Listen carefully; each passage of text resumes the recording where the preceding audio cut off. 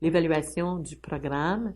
Bon, d'abord, il faut dire qu'il y a l'évaluation des cours aussi qui est faite normalement par l'université, là. Mais ça,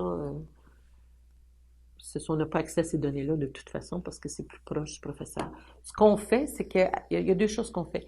Premièrement, à la fin de chaque trimestre, on fait ce qu'on appelle le focus group où on rencontre les étudiants d'une cohorte.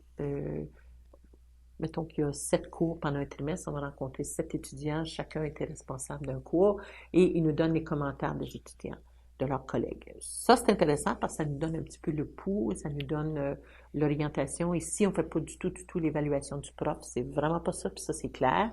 C'est plus l'évaluation du cours lui-même. Y a-t-il trop de travail? Les objectifs sont-ils clairs? On atteint-tu nos objectifs? Où est-ce qu'on s'en va? Y a-t-il des choses qu'il faut changer, bon, etc. Alors, c'est vraiment le cours en soi. Ça, c'est fait systématiquement après chaque fin de trimestre pour chaque cours du programme.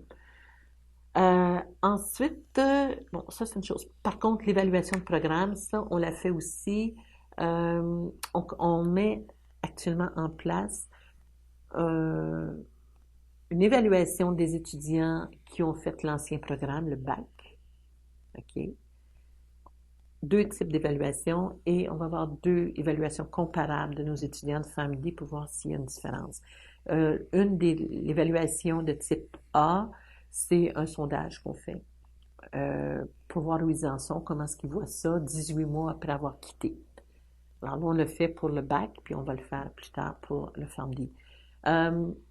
L'autre évaluation qu'on fait, c'est qu'en 4e année, il y a un examen oral qui est passé et qui doit être filmé parce que c'est un examen, là.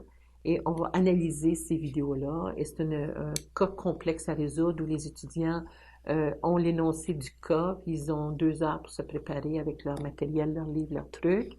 Mais après l'examen est oral, puis ils savent pas ça va être qu'est-ce qui va se passer.